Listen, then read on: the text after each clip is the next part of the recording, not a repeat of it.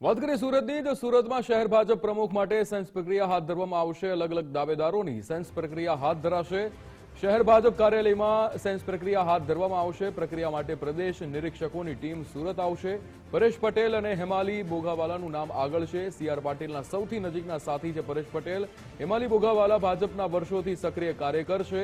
સુરતના મેયર તરીકે સેવા આપી ચૂક્યા છે હેમાલી બોઘાવાલા। ડોક્ટર જગદીશ પટેલ, નીરવ શાહ સહિતના નામો પણ ચર્ચામાં છે। ડ્રેનેજ સમિતિના ચેરમેન કેયુર ચપટવાળાનું પણ નામ ચર્ચામાં છે। વર્તમાન ભાજપ પ્રમુખ નિરંજન જાંજમેરા રિપીટ થાય તેવી શક્યતા છે।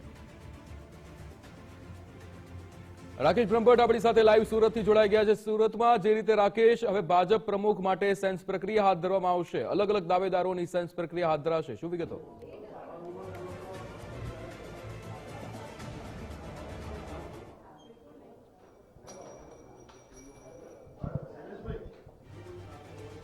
જી રાકેશ।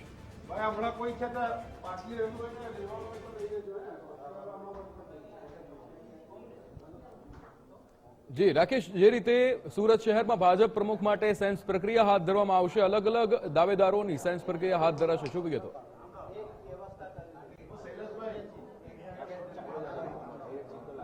બિલકુલ, સૌપ્રથમ એ તસવીરો બતાવવાનો પ્રયાસ કરીશું કે શહેર અને જિલ્લા ભાજપ પ્રમુખ પદ માટે જે નવા ચહેરાની પસંદગી કરવાની છે તે માટેની જે સેન્સ પ્રક્રિયા છે તે હાલ શરૂ થઈ ચૂકી છે।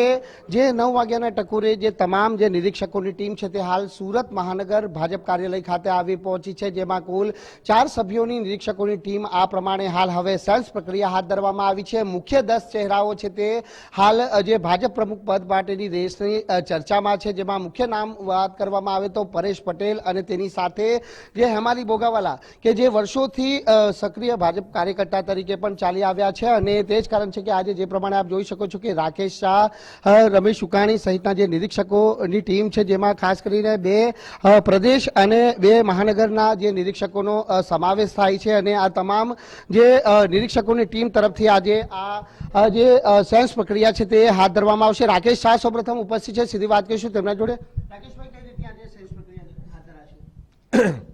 મિત્રો, હમણાં જ વાતચીત થઈ બધા મિત્રો સાથે તમારા કે સેન્સ પ્રક્રિયામાં સુરત મહાનગરના અધ્યક્ષ માટે પાર્ટી આજે બધા જિલ્લામાં આ પ્રકારની પ્રક્રિયા છે, એવી સુરતની છે।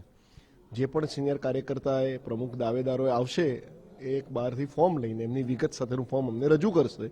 એ ફોર્મ અમે સંકલનમાં બેસીને પાર્ટીમાં આગળ ધ્યાન મૂકીશું।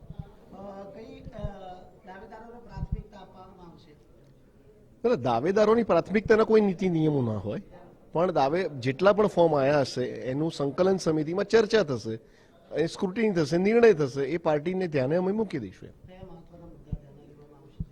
કોઈ એવા મહત્વના મુદ્દા કોઈ વિષય નથી કે ધ્યાને લેવાનો, પણ જે ક્રાઇટેરિયા છે કે નાની મોટી ભૂતકાળમાં શહેર વોર્ડ કક્ષાએ જવાબદારી સંભાળી એ પ્રકારના સિનિયર કાર્યકર્તાઓ 1 થી વધુ 2-3 ટાઈમ વખતના એ પાર્ટીના સક્રિય સભ્ય હોય, એ લોકોને પ્રાથમિકતા રહેશે।